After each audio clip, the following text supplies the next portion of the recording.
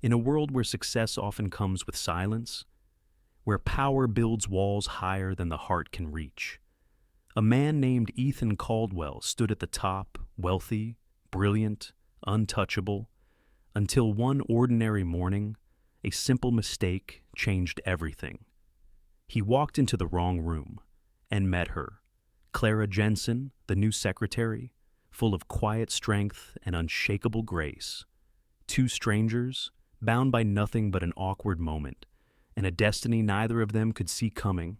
From that accidental encounter would rise a story, not of romance alone, but of healing, of forgiveness, and the courage to feel again. Because sometimes, it isn't tragedy that breaks us, it's what we build around our pain to survive. And sometimes, just sometimes, all it takes to rebuild is one person who dares to care. Stay with this story. Let it remind you that even the coldest hearts can find their way back to light, and that second chances often begin by accident. The city was already awake when Clara Jensen stepped out of the subway and looked up. Caldwell Tower rose above Manhattan like a monument made of glass and quiet power, 47 stories of ambition and history. Her heart beat a little faster. This was her first morning as the executive assistant to Ethan Caldwell, the man people called the Ghost CEO, brilliant, untouchable, and almost never seen outside the top floor. Clara took a deep breath. The air smelled like roasted coffee from the street corner and early rain on concrete. She checked her reflection in the lobby door, neat bun, navy blue suit, name badge slightly crooked, and whispered to herself, "You've got this." Inside, the marble floor gleamed under her heels. People moved quickly, voices blending into the soft hum of productivity. There were touchscreen elevators, biometric scanners, and a reception desk that looked more like an art gallery. Everything was sleek, quiet, expensive. And somewhere up there, she thought, was the man who signed her offer letter with just 3 words, "Welcome to Caldwell." A young intern pointed her toward the conference level, but in the maze of corridors and frosted glass doors, Clara took a wrong turn. The hallway grew quieter, softer carpet replacing marble, the scent of eucalyptus in the air. She didn't notice the discreet sign on the wall, "Executive Spa, Private Access." When the automatic door closed behind her, the world changed. Warm light, muted music, the distant sound of running water. Clara frowned. "This can't be the conference room," she murmured, clutching her folder. She was about to turn back when the sound of a door opening froze her in place. And there he was, Ethan Caldwell, taller than she expected, wrapped in a white towel, droplets of water still clinging to his hair. For a moment, neither of them moved. The steam behind him caught the morning light, forming a halo that made him look almost unreal, part man, part myth. Clara's brain stopped working. Her mouth opened, but no words came out. Then, in a voice calm but edged with authority, he said, "Who are you, and why are you here?" The words cut through the stillness. She stammered, I'm Clara Jensen, your new assistant. I was looking for the conference room, and I must have taken the wrong." Her cheeks burned. Her heart was a wild drum in her chest. Somewhere in her mind, a tiny voice whispered, "You're talking to him in a towel. Clara, this is really happening." Ethan exhaled slowly, running a hand through his hair. There was a flicker of amusement, maybe hidden behind his gray eyes. He didn't smile. He rarely did, but something softened in his expression, just for a heartbeat. "The conference room," he said finally, his tone low, even. "It's 2 floors down. You'll find it just past the glass atrium." "Yes, sir." "I'm so sorry, sir," she whispered, clutching her folder like a life raft. He gave a small nod. "Close the door on your way out. Miss Jensen." The door slid shut behind her with a soft hiss. Clara leaned against the wall outside, her pulse still racing. Her first morning, and she'd already walked in on her boss half-dressed. Perfect, she thought, shaking her head with a nervous laugh. The kind of story you'd never dare to tell anyone. Back inside, Ethan stood still for a moment, staring at the closed door. His reflection in the mirror looked back calm, composed, but his mind wasn't. He'd been used to people fearing him, flattering him, or avoiding him altogether. But that young woman flustered, embarrassed, genuine. She was different. No pretense, no calculation, just real. He tightened the knot of the towel and walked toward the window. Outside, the city glittered under the morning sun. Cars moved like silver veins through the streets below. He should have forgotten her already. She was just another assistant, another name on the payroll. But something about her stayed in his mind, the tremor in her voice, the sincerity in her eyes, the way she apologized as if she'd broken something fragile. For a man who prided himself on control, that fleeting spark of curiosity felt almost dangerous. Downstairs, Clara finally found the right room. She took a steadying breath, pressed her hand to her heart, and forced a smile before stepping in. No one needed to know what had just happened, but as she straightened the papers in front of her and glanced at the door half expecting him to appear, a thought lingered like a whisper in the back of her mind. Maybe fate just has a strange sense of humor. Later that morning, Ethan entered the same conference room, dressed in his signature charcoal suit. He didn't look at her, not directly. But as the meeting began, his gaze flickered once, a brief, almost imperceptible glance across the table. It lasted no more than a second, but it carried something unexpected: awareness, recognition, and, perhaps, the faintest trace of intrigue. Clara lowered her eyes, pretending to take notes. Outside, Manhattan pulsed with life taxis honking, sirens distant, 1,000 stories unfolding at once. Inside Caldwell Tower, one story had just begun. It was quiet, almost invisible, the way most beginnings are. But sometimes, a single awkward moment in a hallway can shift the axis of two lives, not with thunder or fireworks, but with the soft, electric silence that follows a heartbeat.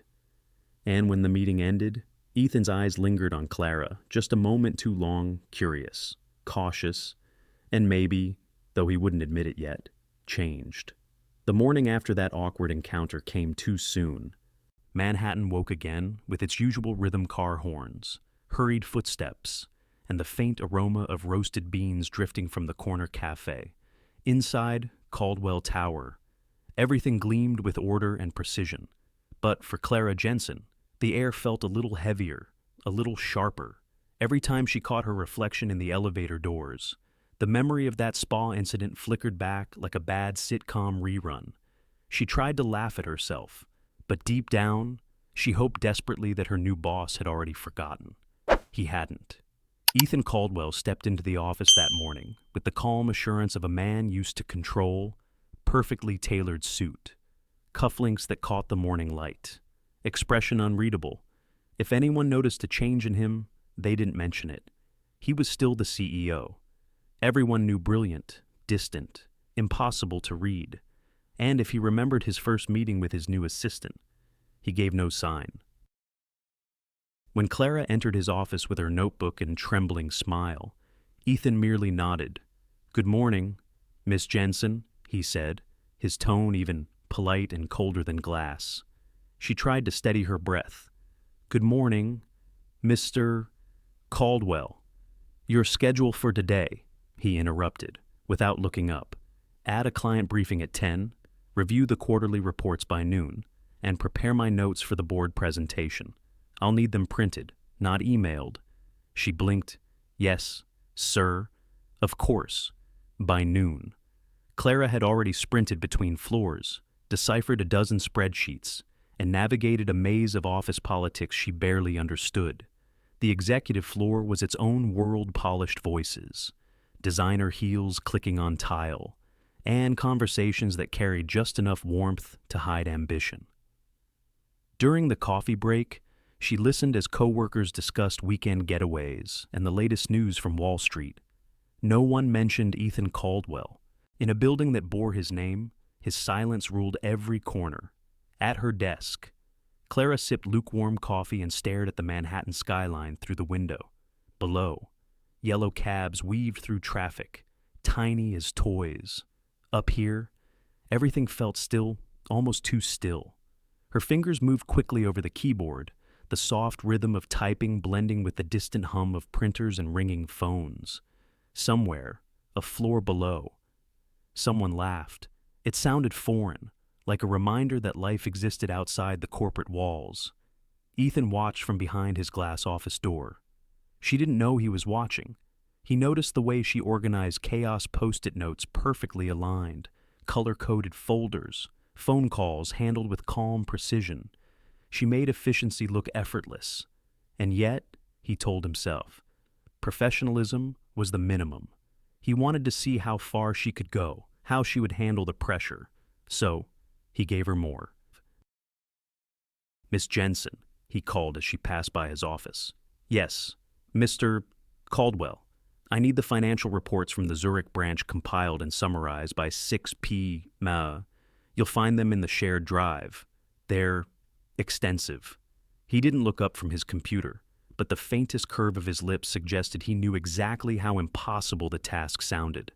Clara paused, then smiled just enough to be polite. "Understood, sir." The door closed behind her. For a second, Ethan almost admired her composure. Most new hires would have panicked. She didn't. Hours passed. Daylight faded into the soft amber of late afternoon. The office emptied slowly, footsteps growing fewer, voices quieter. But one desk light stayed on, Clara's. She reviewed spreadsheets, cross-checked numbers, highlighted inconsistencies. Her coffee had gone cold twice. Her back ached, but there was something steady in her, a quiet determination born from years of learning that no one else was going to fight her battles for her. From his office, Ethan saw her through the glass wall, her posture straight, her face calm, but her eyes sharp, alive. He should have gone home hours ago, but something kept him rooted there watching the rhythm of her focus, the small movements of her hand turning pages, the faint hum of effort in the silence. At precisely 6:05, she walked into his office, placing a neatly bound folder on his desk. "The Zurich reports, sir," she said softly, "summarized and color-coded by priority." Ethan looked up, his eyes flicked from the folder to her face. Already, "Yes, sir." There was no pride in her tone, just quiet professionalism. He opened the folder, scanning the first few pages. The notes were concise, the charts precise, every number checked. She hadn't just done the work, she'd improved it. He leaned back in his chair. For a moment, the silence between them was almost comfortable. Then he said, "You're efficient." Clara smiled faintly. "I try to be." He nodded once. "Good night, Miss Jensen." She turned to leave, her heart unexpectedly lighter. When the elevator doors closed behind her, she exhaled, whispering, "Day 2 survived." Ethan sat there for a while, the city lights flickering beyond the glass. The hum of the office had faded, replaced by the low throb of traffic below. He looked at the folder again, then at the reflection of his office door, where just minutes ago she had stood. Something about her composure unsettled him, not in a bad way, but in a way that made him curious. In a world full of people trying to impress him, she didn't seem to care about impressing anyone. She simply did the work, and she did it well. He rose, walking to the glass wall. Through the reflection, he could still see the faint outline of her empty desk, one desk light still glowing like a small star left behind.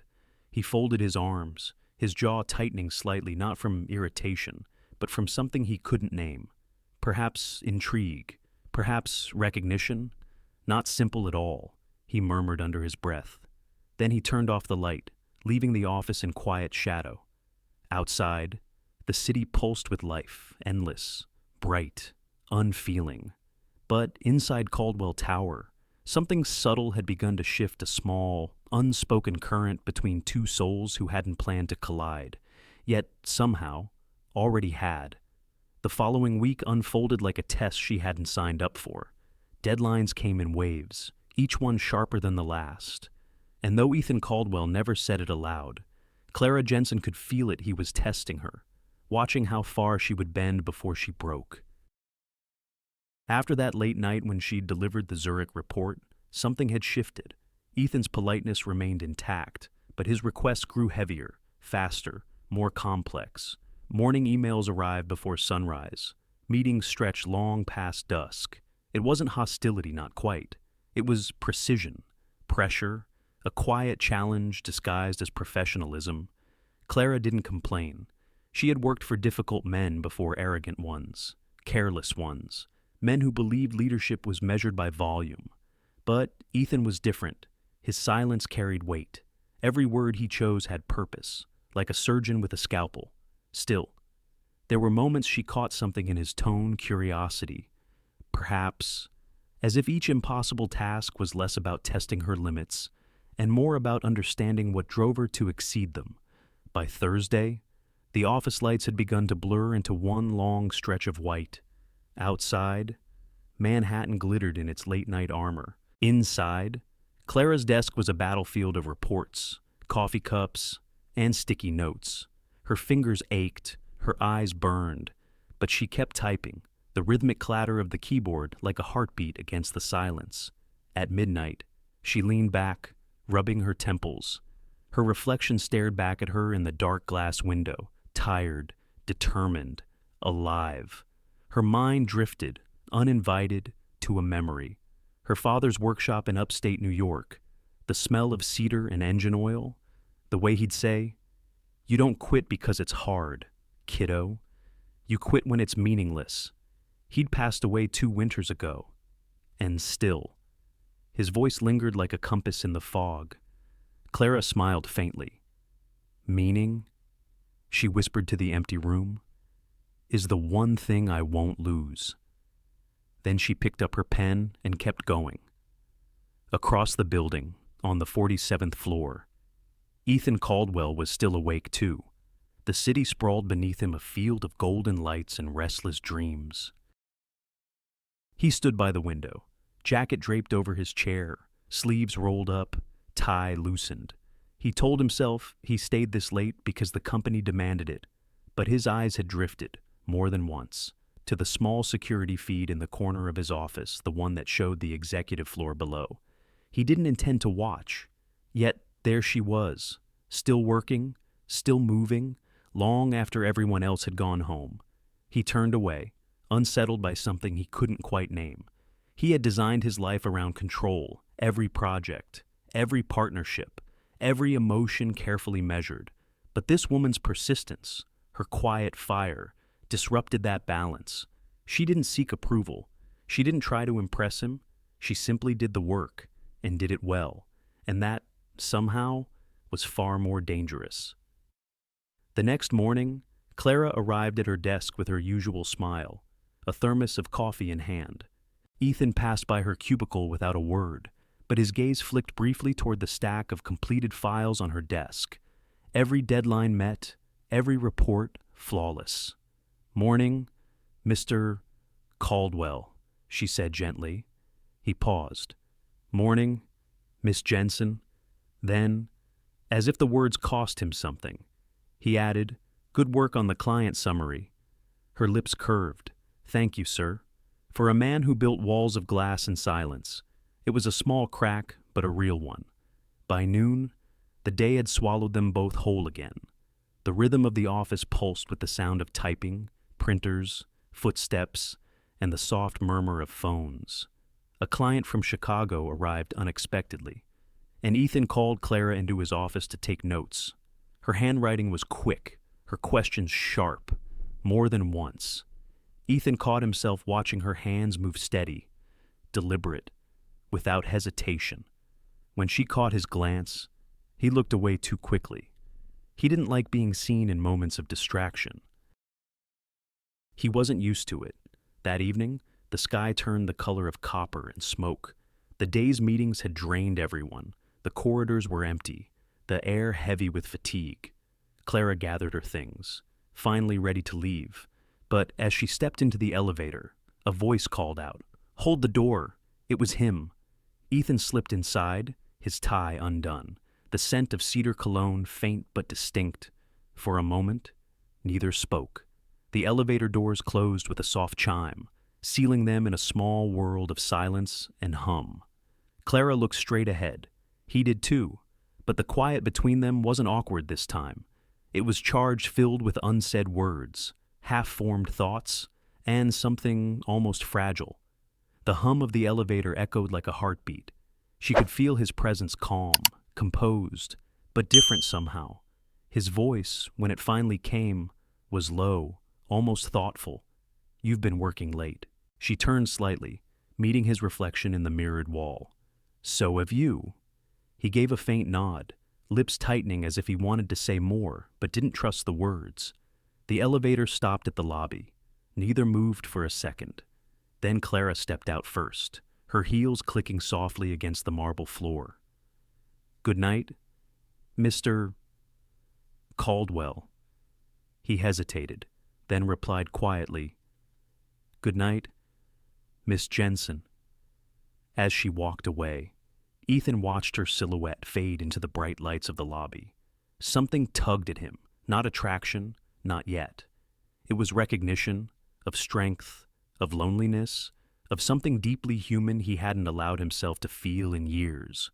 When he finally turned back to the empty elevator, his own reflection stared at him, composed, distant, but no longer untouched. He exhaled, a sound that was half sigh, half surrender. Somewhere deep inside, he knew this. Whatever this was had already begun to change him. The next morning dawned gray and cool over Manhattan, the kind of morning that carried both stillness and purpose. Clara Jensen arrived earlier than usual, the sound of her heels echoing softly across the polished marble floors of Caldwell Tower. She carried a folder, a notebook, and a quiet determination that had become her invisible armor. After the elevator doors closed behind her, she allowed herself one small breath, steady, grounding.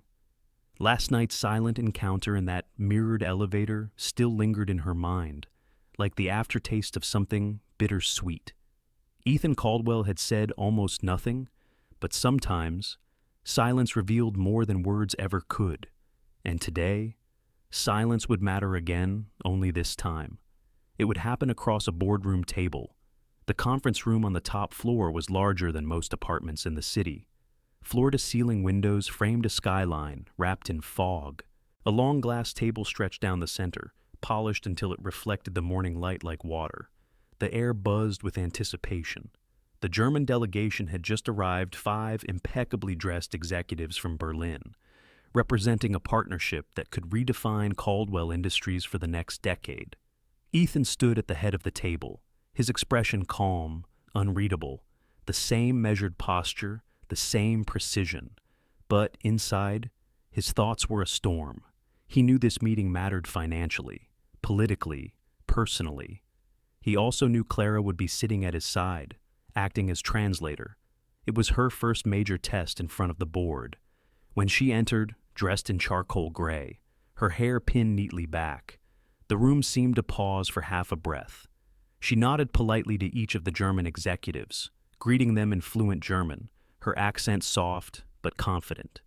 Then she took her seat beside Ethan, arranging her notes with practiced calm. He noticed her composure. He noticed everything. "Shall we begin?" Ethan said, his voice low, steady. For the first hour, the meeting was all business. Numbers, contracts, forecasts. Clara translated each word flawlessly, her tone mirroring Ethan's professional, exact, never overreaching. When tensions rose over pricing terms, she softened her delivery just enough to preserve respect. Her voice carried empathy without weakness. Even the German delegates began to glance toward her for clarity, as if she were not merely translating, but mediating the unspoken. Ethan watched her carefully. He'd hired her for efficiency, not diplomacy. But as the conversation deepened, he began to realize she wasn't just repeating his words. She was improving them. When one of the German partners questioned Caldwell's approach to sustainable manufacturing, Clara leaned slightly forward. "Mr. Caldwell believes," she said in German, "that sustainability isn't just about image. It's about responsibility, the kind that lasts longer than quarterly numbers. The phrasing wasn't his, it was hers. But as soon as she said it, Ethan found himself nodding. She'd captured his intent better than he had himself. The room quieted, the tension softened. Even the most skeptical executive smiled faintly. Ethan leaned back, studying her profile, the calm certainty in her voice, the precision in her words. For the first time in a very long while, he felt something unexpected in a business meeting: admiration. By the end of the third hour, the deal was all but sealed. Contracts would be finalized in the following weeks. But the tone, the trust had already been built. Ethan extended his hand to the lead delegate, his usual controlled smile in place. But when he glanced toward Clara, the corner of his mouth softened into something else, something genuine, a real smile, one that reached his eyes. It startled her, just a little. But she smiled back, quietly, gratefully. When the Germans finally left, the room fell into a rare hush. Only the hum of the air conditioning remained. Clara began to gather her papers, still careful, still composed. Ethan spoke without looking up from the table. "You adjusted my phrasing." His tone was neutral, but his eyes, when they met hers, were curious. She hesitated. "I did, sir. It felt more natural, considering their values." He nodded slowly, and it worked. A pause, then, softly, his voice changed lower, almost warm. "You continue to surprise me, Miss Jensen." The words hung in the air, simple, unhurried, but they carried weight, the kind that traveled past the surface and landed somewhere deep. For a moment, Clara didn't know how to respond. So, she didn't. She just met his gaze, steady, quiet, filled with a kind of mutual understanding neither of them could fully define yet. Later that afternoon, she walked past the glass wall of his office. He was standing there, hands in his pockets, looking out at the skyline. When he turned, their eyes met briefly. He didn't speak. He didn't have to. In that fleeting exchange, something wordless passed between them. Not romance, not yet, but respect, a recognition of equals. Outside, the clouds had begun to part, streaks of sunlight breaking through over Manhattan. Inside Caldwell Tower, something lighter had also shifted. The distance between CEO and assistant, between power and trust, between silence and connection had quietly narrowed. As Clara left for the day, the memory of his voice echoed softly in her mind. "You continue to surprise me, Miss Jensen." And though she wouldn't admit it aloud, that single sentence said in that low, steady voice would replay in her thoughts long after the city lights dimmed. That night, Ethan sat alone in his office, the contract folder resting beside a half-empty cup of coffee. The skyline glittered against the glass, reflections of movement and time. But his mind wasn't on the deal. It was on her. He wasn't used to being surprised. He wasn't used to being seen. Yet, in one morning meeting, both had happened, for the first time in years. Ethan Caldwell allowed himself to smile again, not for business, not for image, but because, somehow, someone had reminded him that connection could still exist in a world built on control. The week after the German deal felt lighter. There was laughter in the hallways again, the kind that had been missing for too long. Even Ethan Caldwell's voice, usually sharp as winter glass, seemed to carry a trace of warmth when he spoke to his team. Clara noticed it, though she never said a word. Their rhythm had settled into something almost comfortable, quiet professionalism. Brief glances across the room, an occasional exchange that lingered half a second longer than it should. But beneath the calm surface, something unspoken began to hum like a violin string stretched just before the note. And then came the invitation. The annual Caldwell Foundation Gala, the most anticipated night of the year. A glittering evening of champagne, jazz, and generosity, held at the very top of Caldwell Tower. It was a night where Manhattan's elite came dressed in diamonds and intentions, smiling for photographs under chandeliers the size of small cars. For Ethan, It was routine. For Clara, it was another world. That evening, as the city lights shimmered below, the tower transformed. The marble lobby glowed in soft gold, the air alive with the murmur of elegant voices. A jazz trio played near the grand staircase, a saxophone, a piano, and the gentle rhythm of brushed drums. Waiters moved through the crowd with silver trays, the scent of champagne and citrus floating behind them.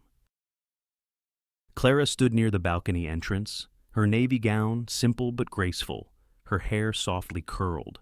It wasn't extravagance that made her stand out. It was presence, a quiet elegance that didn't need to announce itself. When Ethan entered the room, the noise seemed to lower by instinct. He was the kind of man who didn't demand attention. He commanded it simply by existing, dressed in a black tuxedo, his posture impeccable, his expression composed. But his eyes were elsewhere.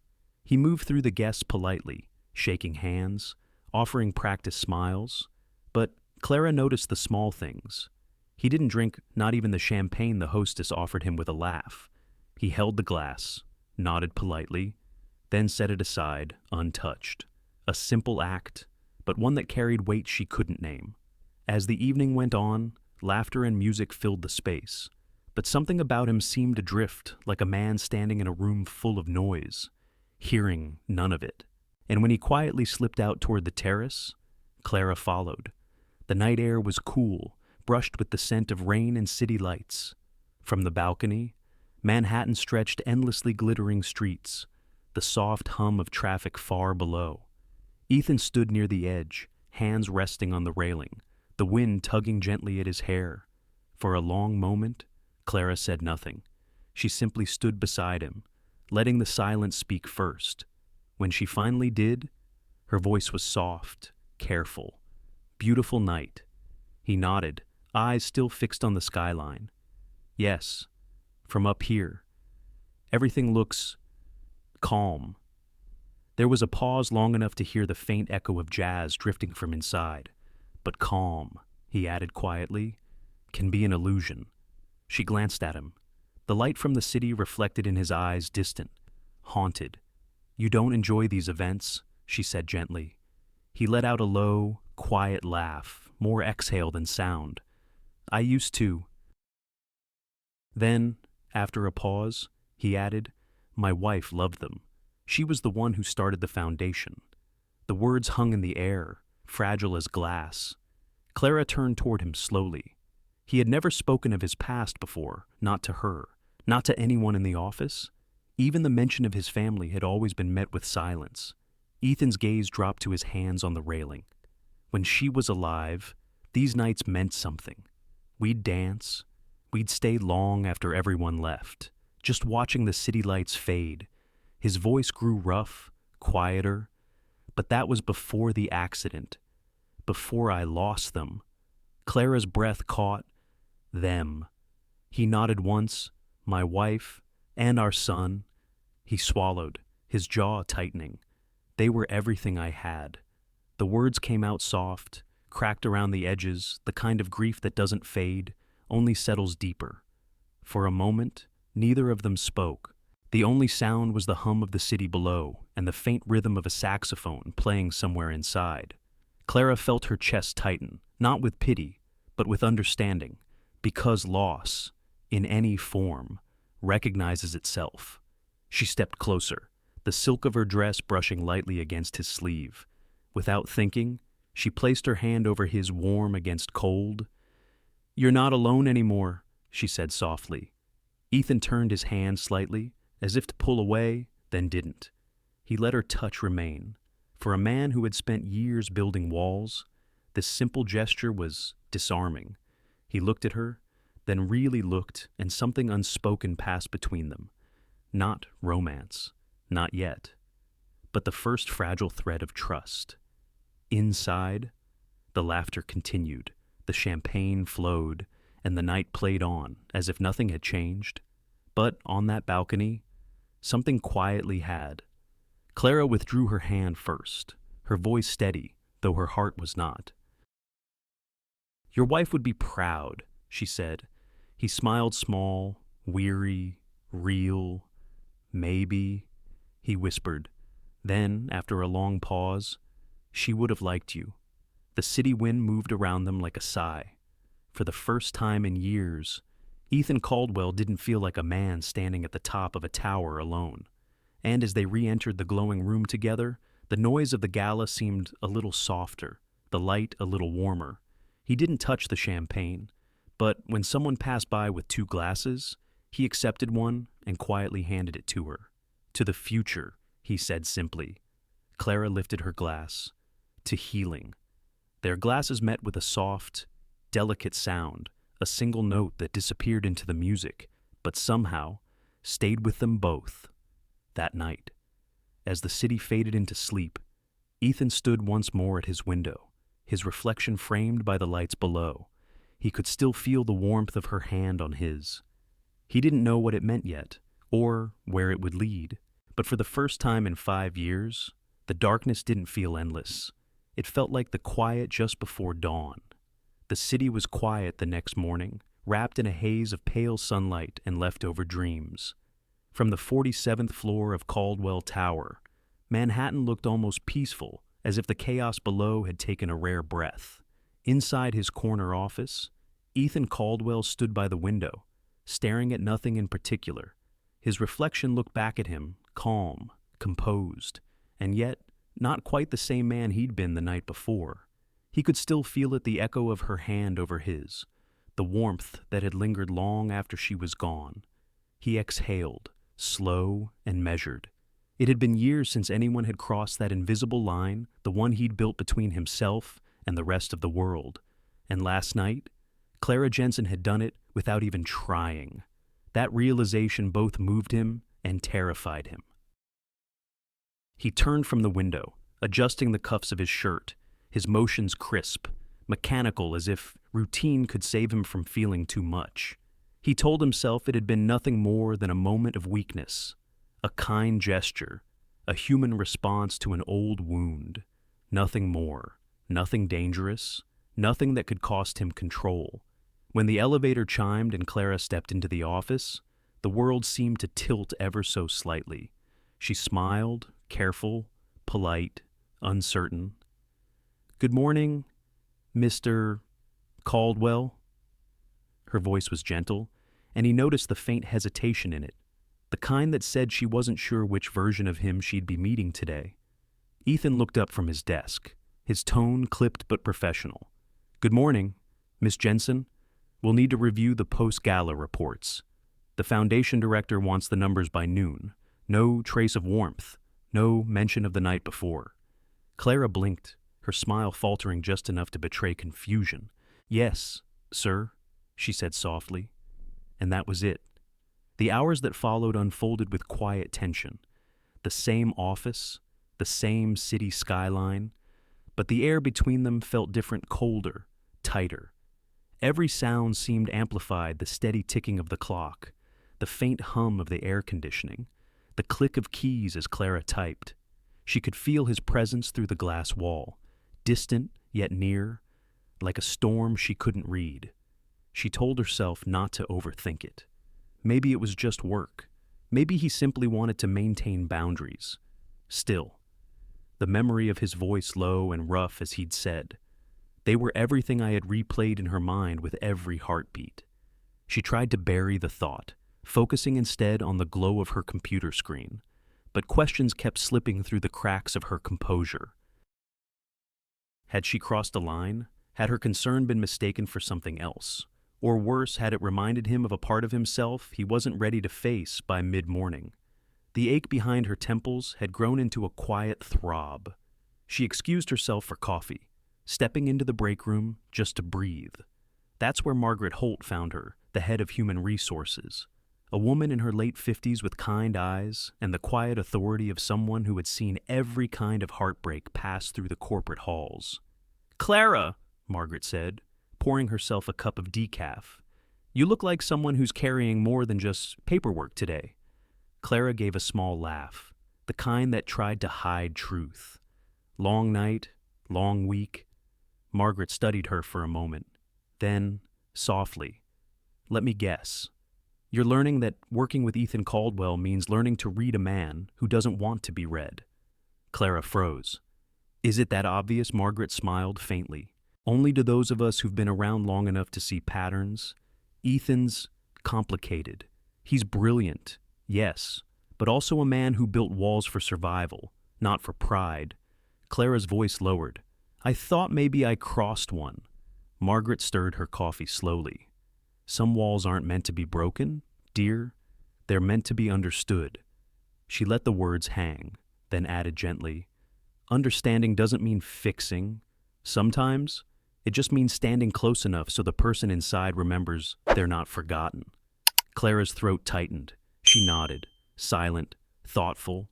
Those words landed somewhere deep, not as advice, but as truth. Back in his office, Ethan was anything but calm. He had spent the morning trying to focus on spreadsheets, emails, meetings, but none of it held his mind. Every so often, his thoughts drifted to the terrace, to the sound of Clara's voice in the night air. You're not alone anymore. He closed his eyes briefly, jaw tightening. He didn't want to admit it, not to himself, not to anyone, but the truth was simple. He hadn't been able to shake the memory. It wasn't her words that haunted him, but what they had awakened, something long dormant, something fragile. When Clara returned to his office, he kept his gaze fixed on the screen. He couldn't look at her. Not yet. Not when the lines between gratitude and longing were blurring in ways he wasn't ready to confront.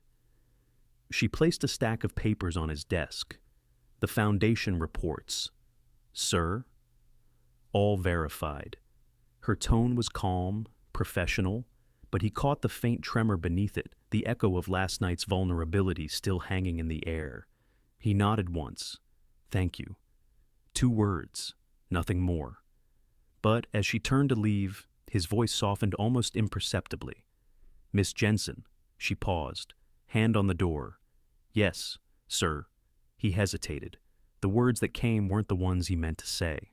Make sure to take your lunch break today. She smiled faintly, a tiny curve, almost invisible, then nodded and left. Ethan leaned back, staring at the closed door. His pulse was steady, but something inside him wasn't. He wanted to believe he could contain this, that the boundary between them could hold. But deep down, he already knew once empathy enters a life that's been numb too long, it never leaves quietly.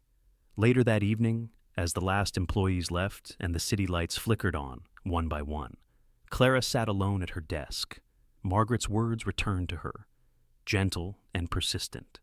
Some walls aren't meant to be broken. They're meant to be understood.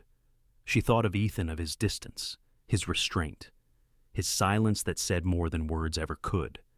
And she realized maybe understanding wasn't about getting closer. Maybe it was about learning how to stay even when the other person steps away. Outside, Manhattan glowed against the twilight sky. Inside, a man and a woman, separated by glass and fear and the fragile memory of a shared moment. Both sat quietly, each trying, in their own way, to make peace with the walls they'd built and the ones they'd begun to see through. The weeks after the gala settled into a strange rhythm, polite words, measured distance, and a quiet tension that neither of them dared to name. Work went on, meetings filled the calendar, reports arrived on time, and yet something lingered, a current running beneath the surface, subtle but undeniable. When the annual Tech and Finance Conference in San Francisco appeared on the schedule, it felt almost like an intermission in a long play. Neither of them wanted to end nor continue. Ethan would be presenting on global expansion. Clara, as his assistant, would coordinate the logistics, handle the clients, and though neither said it aloud, be the one person he trusted enough to have by his side. The morning of the flight, Manhattan was wrapped in fog. Ethan's car waited at the curb, black and polished, the kind that blended into the rhythm of the city's wealth. When Clara stepped in, dressed in a soft gray suit and holding her leather-bound planner, he greeted her with a quiet, "Good morning." She nodded, returning his restraint with grace. "Morning, Mr. Caldwell." For the next 6 hours, 35,000 feet above the ground, Silence became their uneasy companion. Ethan buried himself in notes. Clara reviewed schedules and hotel arrangements. Every now and then, their hands brushed when passing documents, small, fleeting touches that neither acknowledged but both felt. Outside the plane window, clouds rolled like waves, endless and white. Inside, time stretched between them, heavy, suspended, and yet intimate in its stillness. San Francisco greeted them with sunlight and ocean air. The conference was held in a glass-fronted hotel overlooking the bay, where the Golden Gate Bridge shimmered faintly through the haze. For a man like Ethan, who lived in steel and glass, there was something oddly freeing about the sea.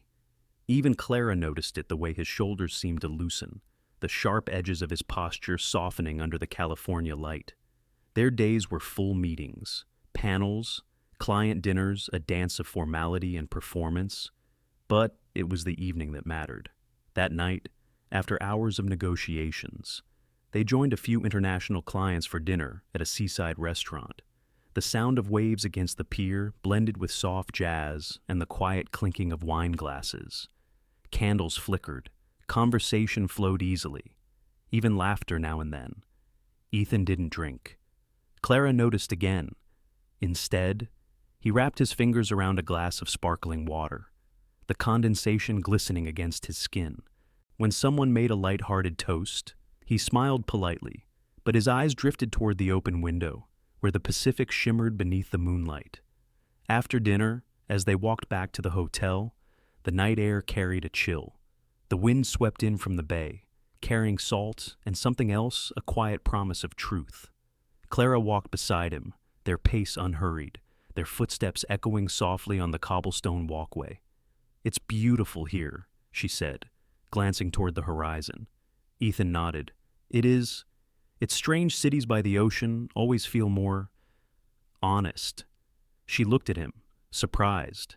He rarely spoke like that openly, reflectively. They reached the lobby, both reaching for the elevator button at the same time. Their hands brushed again. This time, neither pulled away. The elevator doors closed, humming softly as it began to rise. Inside, the air felt different, smaller, closer. Dim lights reflected their faces in the mirrored walls, turning the moment into something suspended outside of time. Then, with a sudden lurch, the elevator stopped. A flicker of light, a mechanical sigh, and silence. Clara blinked. "Did it?" "Yes," Ethan said, pressing the emergency button. "Nothing? We're stuck." For a moment, they just stood there, listening to the faint hum of the building, the pulse of the city below. Then Clara laughed softly, nervous. "Light." "Well," she said, "I guess every trip needs a little drama." Ethan glanced at her, and despite himself, smiled. It was small, fleeting, but real. "Seems that way," he murmured. The light above them flickered again, dimming to a soft glow. In the half-shadow, his face looked younger, less guarded. Without the armor of power and routine, he was just a man, tired, thoughtful, human. Minutes passed.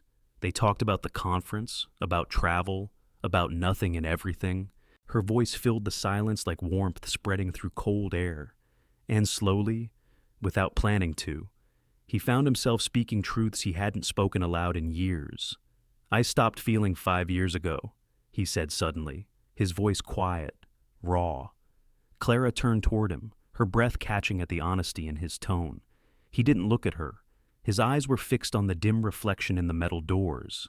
"When I lost my family, something in me just shut down. Work became the only place where I could exist without remembering." His words hung there, fragile and heavy all at once. Clara wanted to speak, but she didn't. Some moments don't need answers, only presence. Ethan's voice lowered, almost a whisper. "But then, you came along, and for the first time in 5 years, I wanted to feel again." The world seemed to stop. The sound of the city faded. Only their breathing remained soft, uneven, human. Clara stepped closer, her voice barely above a whisper. "Ethan," he turned then, his gaze meeting hers in the dim light. There was no distance left between them, just air, and everything unspoken. For a long moment, neither moved. Then the elevator jolted softly, lights flickering back to life. The spell broke, gently. He exhaled. She looked away, a flush rising in her cheeks. When the doors finally opened, they both stepped out in silence. No words, no explanations. But as they walked down the quiet hallway toward their separate rooms, something between them had undeniably shifted, not forward, not back, but deeper. Later that night, Clara sat by her hotel window, staring at the lights of San Francisco glimmering over the bay. The sound of waves reached faintly through the glass, steady, rhythmic, endless. She thought of his words, his voice, the weight of pain behind them. And somewhere in that stillness, she realized healing doesn't always announce itself. Sometimes, it arrives quietly in broken elevators, shared silences, and the courage to feel again. That night in San Francisco lingered like a half-remembered dream, the kind that doesn't end when morning comes, it just changes its shape. Back in New York, life returned to its familiar rhythm. Meetings, emails, deadlines, the hum of the city through glass walls. But beneath the sound of productivity, something had shifted, subtle, invisible, but real. Clara Jensen could still hear his voice sometimes. I stopped feeling 5 years ago. You made me want to feel again. Those words echoed quietly in the spaces between thought and breath, not a confession, not quite love, but something dangerously close. Ethan Caldwell, meanwhile, did what he always did when something threatened to breach his control. He built walls. He buried himself in work, in numbers, in the comfort of logic. But feelings, once awakened, are not so easily silenced. And in the still moments between meetings, he found himself remembering the way she'd looked at him in that dim elevator, not with pity, but understanding. Understanding was far more dangerous than desire. It happened on a Wednesday. The rain had been steady since morning, tapping against the office windows like a metronome of restless thoughts. Most of the staff had gone home early, leaving the executive floor quiet, almost sacred in its solitude. Clara stayed behind to finish a client report, her desk lamp casting a warm glow over a world of paperwork and late-night coffee. Ethan was still in his office, the sound of rain filling the silence between them. Through the glass wall, he could see her focused, graceful, the light tracing her hair in a soft halo. Something about the scene drew him in, like a memory he hadn't lived yet. He told himself to look away. He didn't. At 8:47, Clara knocked lightly on his door. "Mr. Caldwell," she said, her voice low. "Careful. The Zurich proposal is finalized. I'll leave it on your desk." He looked up. Her expression was calm, but her eyes betrayed exhaustion and something else, something fragile. He nodded. "Thank you." She set the folder down and turned to go, but her steps hesitated. The air between them held that same weight as the elevator, the quiet pull of two people circling a line they both understood but neither wanted to name. "Clara," he said suddenly, her name soft but full of gravity. She stopped, turning slightly. "Yes." "Sir?" He rose from his chair, his movement slow, deliberate. The distance between them, 12 feet, maybe less, felt like an entire lifetime. He wanted to thank her for what she'd said in San Francisco. He wanted to apologize for saying too much, but what came out instead was silence the kind thick enough to feel. "You should get some rest," he finally said, though his voice betrayed something deeper. She smiled faintly. "So should you." For a moment, they simply looked at each other, and then, as if drawn by something neither of them controlled, Ethan stepped closer. One step, then another. He stopped just within reach, close enough to feel the warmth of her presence, close enough to hear her breath catch. "Ethan," she whispered, his name falling from her lips before she could stop it. The sound broke something in him. He didn't think. He just moved. His hand rose, hesitant, brushing a strand of hair from her face. Her eyes met his searching, unsure, but she didn't pull away. The world seemed to narrow to that single moment. The rain against the windows, the hum of electricity in the air, two people standing on opposite sides of their own restraint. And then it happened, brief, trembling, inevitable, a kiss, soft, uncertain, more ache than answer. It lasted only a few seconds, but in those seconds, the world stopped pretending to be professional.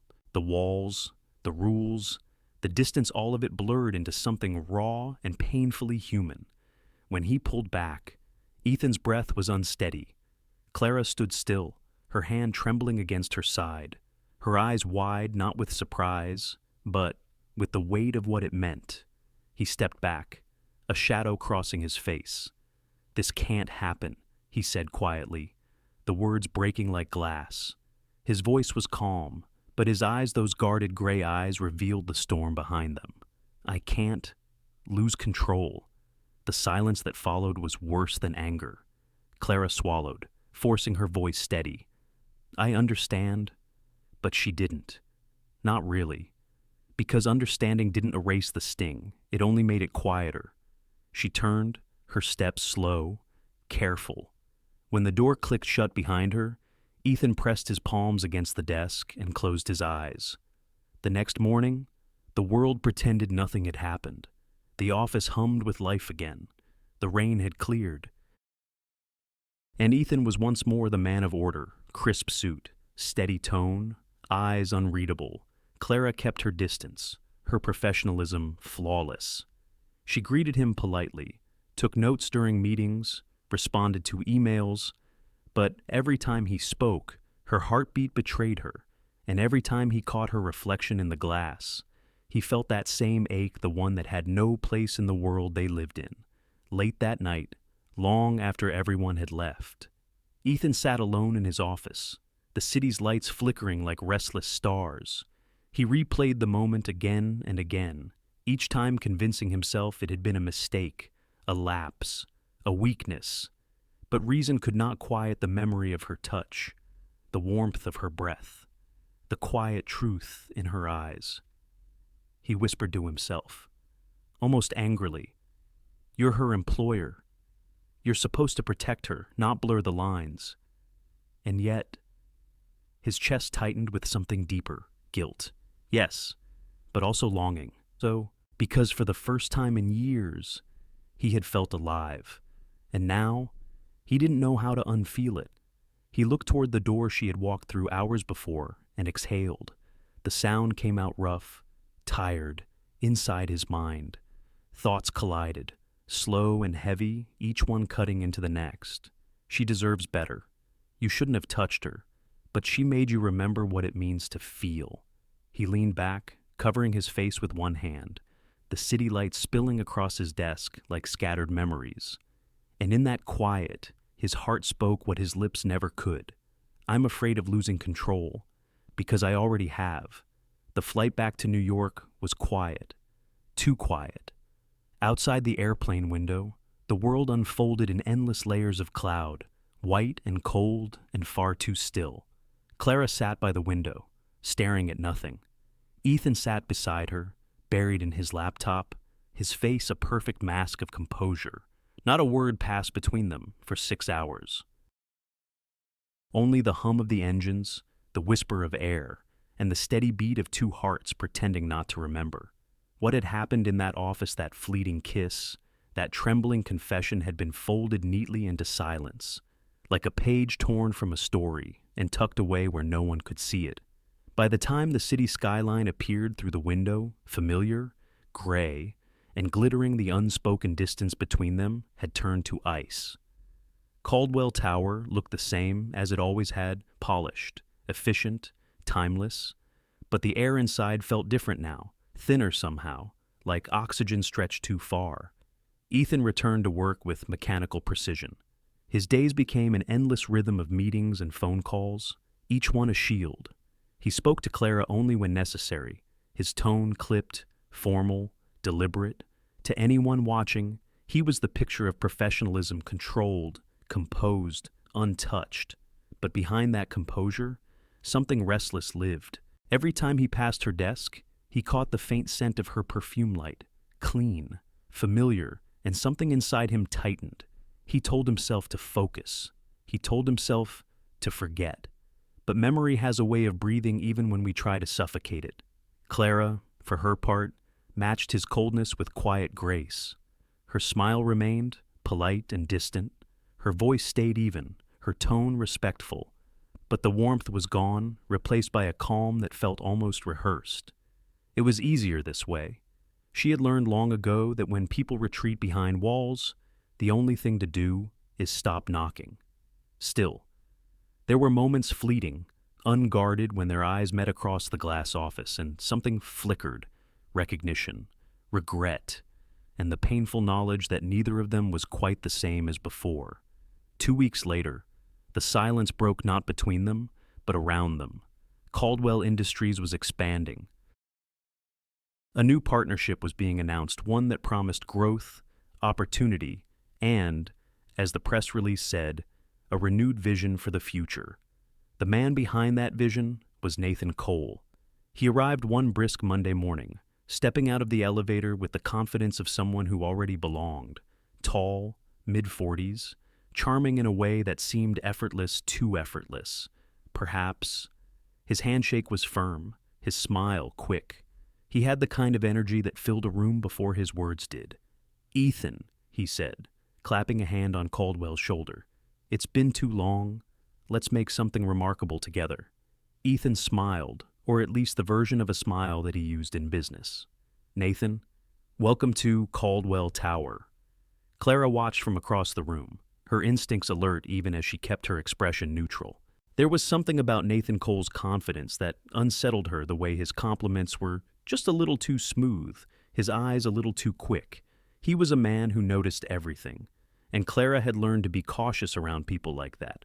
By the end of the week, Nathan had become a regular presence in the office.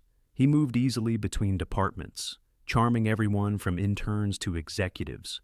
He and Ethan seemed to get along: long strategy sessions, quiet lunches, late nights reviewing proposals. From the outside, it looked like a partnership built on mutual respect. But to Clara, something about it didn't feel right. She first noticed it while preparing a report for the finance division.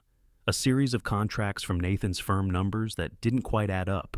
Margins too clean, clauses too vague, tiny inconsistencies that most people would overlook, but Clara didn't. She'd been reading documents like these long enough to know when something was hiding between the lines. At first, she brushed it off as a mistake, but when she found the same pattern in a second contract, then a third, the unease turned into quiet suspicion. That evening, after everyone else had gone home, she stayed behind, combing through files on her screen. The office was dark except for the pool of light from her desk lamp. Rain tapped softly against the windows, the same kind of rain that had once filled the silence between her and Ethan. She glanced toward his office. He was still there, pacing slightly as he spoke on the phone with Nathan.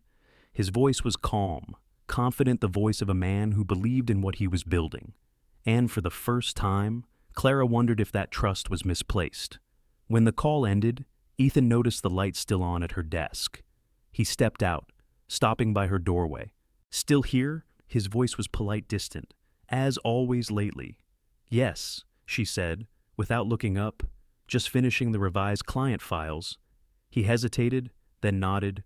"Don't stay too late. I won't." He turned to leave, but something in her tone, the strain, the quiet tightness made him pause. He wanted to ask if something was wrong. He wanted to ask about the silence between them. But instead, he said nothing. And maybe that was his greatest flaw, mistaking silence for strength. When he was gone, Clara stared at the closed door and whispered to herself, "I hope you know who you're trusting. Ethan." The next morning, the building buzzed with talk of the new partnership. Investors were impressed. The stock was climbing.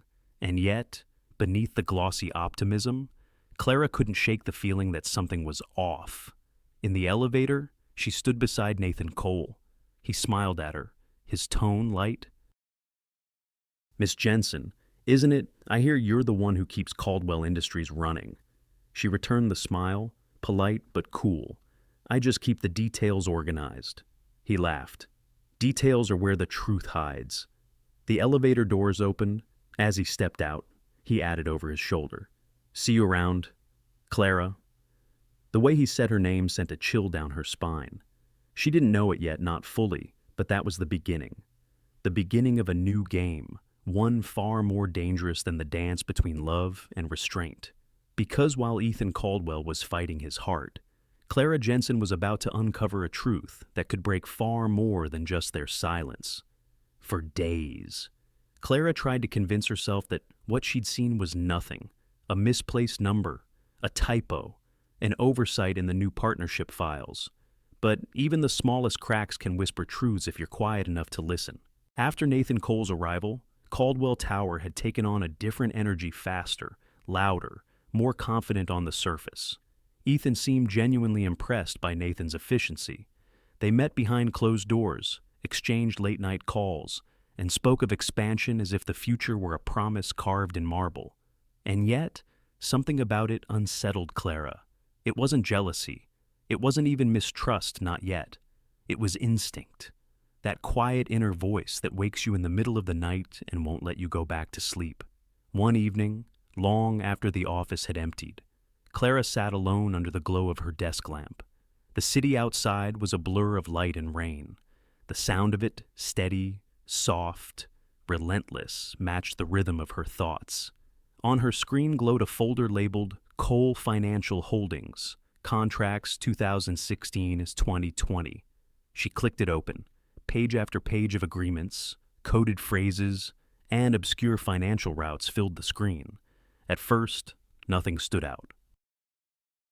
And then, halfway through the fourth document, her eyes caught something, a small string of letters buried in the fine print. Phoenix Program, Phase 2. Her pulse quickened. That name Phoenix tugged at something buried deep in her memory. Where had she heard it before she minimized the file? Opening another folder, one she had accessed months ago by chance while archiving old company data, Caldwell Industries, 2019 incident reports. Scrolling through, she found a scanned document she hadn't thought about since the day she'd joined the company. Explosion at Caldwell Research Division, 2019. 2 fatalities confirmed, Rachel Caldwell's spouse. Andrew Caldwell, minor son. Her stomach tightened. She'd never asked Ethan about it. No one did. It was the unspoken chapter in his story, the reason for the walls, the silence, the distance. And there, in the lower half of the report, a single line glimmered under the glow of her monitor, project name Phoenix. Clara's breath caught. The same word, the same spelling, the same haunting link between past and present. Her heart began to race. The air in the office felt heavier, as though the walls themselves knew a truth she wasn't supposed to find. She opened more files, tracing references, cross-checking signatures, connecting dots that shouldn't have been connected. The deeper she looked, the clearer it became. Nathan Cole's firm was funneling money into shell projects, some carrying the same terminology used in the documents tied to the explosion. Old research codes, familiar sign-offs, and beneath it all, one consistent thread authorization, signatures that matched Ethan's, replicated perfectly but dated after the tragedy. She leaned back, her pulse unsteady. It was impossible. Or maybe it wasn't. Nathan Cole had arrived too easily, too confidently, with too much knowledge about Caldwell's internal structure. And now, here he was forging a partnership built on the ashes of something Ethan had buried 5 years ago. Clara pressed a hand to her chest, steadying her breathing. If she was right, this wasn't just corruption, it was personal. It was a wound being reopened under the guise of business. But how could she tell him? How could she walk into Ethan Caldwell's office and say, "The man you trust may be tied to the loss of your family"? Her eyes closed. The thought alone felt unbearable. He'd built his entire life on control, on logic, on structure. What would this do to him? The next morning, Ethan arrived early. Clara watched him from her desk as he walked through the lobby, sharp suit, coffee in hand, the very image of confidence. Nathan followed beside him, laughing, gesturing animatedly. Ethan nodded, his expression calm, composed. Clara's stomach twisted. She'd spent the night combing through files, her mind a storm of facts and fears, while he seemed at peace, unaware that the man walking beside him might be standing on the ruins of his past. When they disappeared into the conference room, she exhaled shakily and turned back to her computer. The screen blinked with evidence she could no longer ignore. Her cursor hovered over the email draft she'd started hours ago. Subject line: urgent, concerning the Phoenix documentation. Her finger trembled over the send button. Should I tell him? The thought pulsed in her head, matching the rhythm of her heartbeat. Or will he see it as betrayal? Because from Ethan's point of view, what she was doing could easily look like overstepping, like distrust. And trust, once broken, was a thing he did not rebuild easily. She deleted the draft, closed her eyes, and whispered to herself, "Not yet. Not until I'm sure." That night, she went home late, but her mind never left the tower. Sleep came in fragments, flashes of documents, signatures, explosions, and the faint echo of Ethan's voice from San Francisco. I stopped feeling 5 years ago. When morning came, she looked in the mirror and hardly recognized the woman staring back.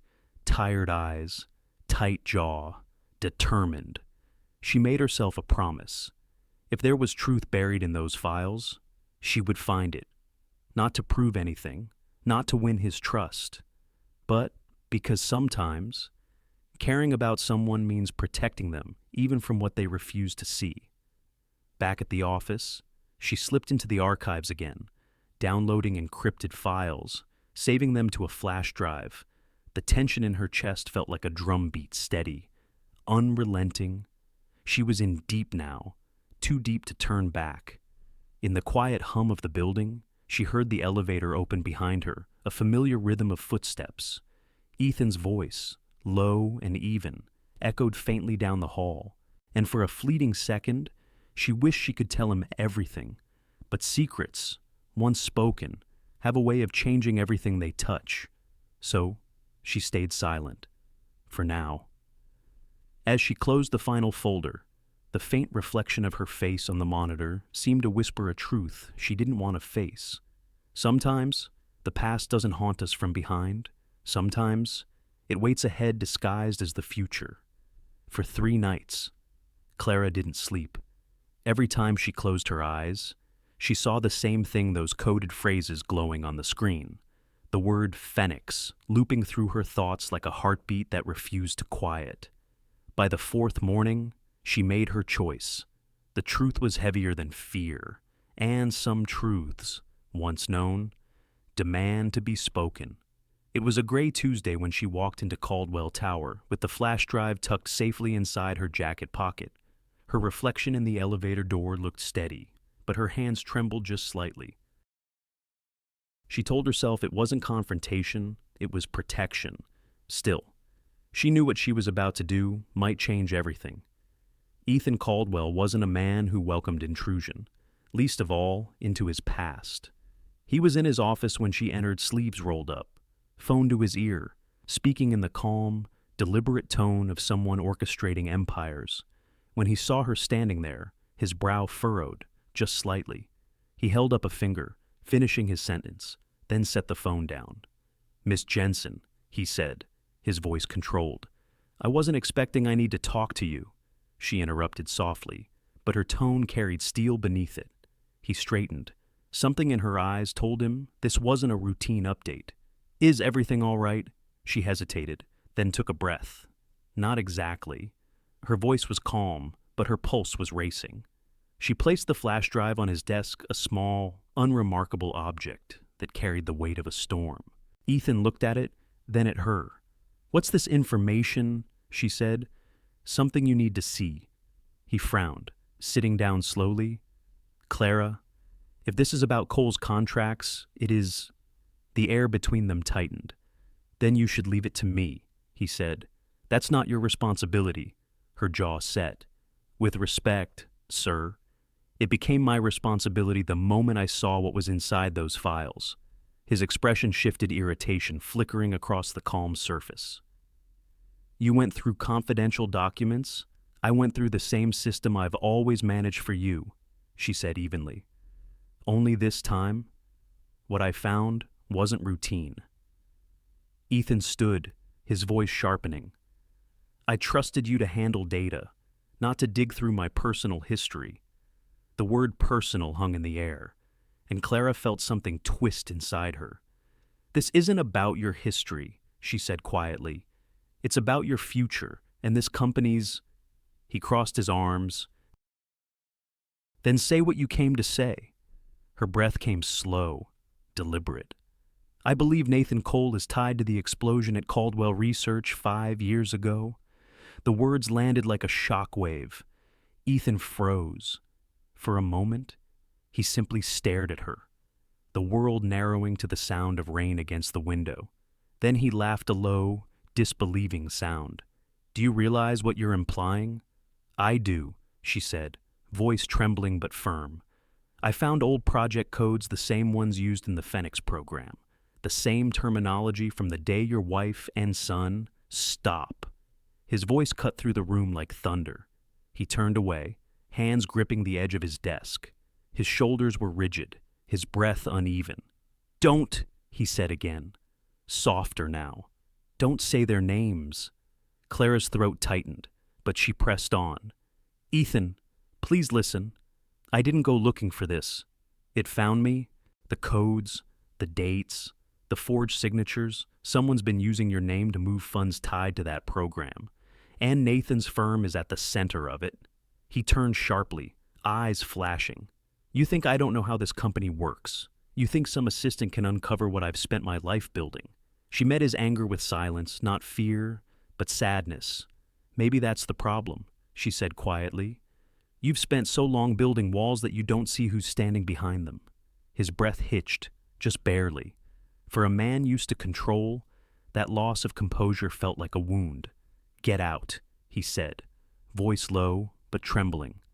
This conversation is over. Clara didn't move. Not until you see this. She leaned forward, opening the laptop on his desk. The files loaded slowly, lines of text, numbers, coded terms, and then she clicked one folder. Authorization, Caldwell, the screen filled with signatures. Ethan's name, copied, pasted, time-stamped days after the tragedy that had taken his family. He stared at it, his face draining of color. That's not possible, he whispered. Clara's voice softened. I know. That's why I brought it to you. For a long time, there was only the hum of the city outside. Ethan sank into his chair, staring at the screen as if it were a ghost. Every wall he'd built, every ounce of distance he'd created, all of it began to crack under the weight of what he saw. His voice, when it came, was barely audible. How long have you known? A few days, she said. I needed to be sure before I told you. And you thought I'd believe you. I thought you deserved the truth, even if it hurt. He looked up, then eyes red, jaw tight, and for a moment, all the anger fell away, replaced by something deeper disbelief. You think this will help me? He asked quietly. You think dragging the past back into this room will fix anything? No, Clara said, but pretending it isn't here will destroy you. Silence. Long, heavy, then, slowly. Ethan reached for the flash drive, his hand trembling slightly. When he finally spoke, his voice was different, lower, hoarse, stripped of all armor. Show me everything. For the next hour, neither spoke. The screen glowed between them, casting pale light across two faces, one haunted, one resolute. As each file opened, the truth unraveled: forged emails, hidden transfers, the quiet fingerprints of betrayal buried beneath years of trust. At one point, Ethan whispered, almost to himself, he knew what happened that night. Clara looked at him gently. Yes, she said, and he's been waiting for the right moment to use it. He sat back, running a hand through his hair. His breath came out slow, uneven. For the first time, the man who had ruled towers of glass looked fragile, human in his grief, naked in his disbelief. Finally, he looked at her. No words, no walls. Just the hollow silence of a truth that couldn't be undone. Clara spoke softly, the kind of tone one uses when words can no longer heal. Only steady. We can still stop him. Ethan. But you can't do it alone. His eyes met hers, exhausted, searching, and filled with something that might have been gratitude.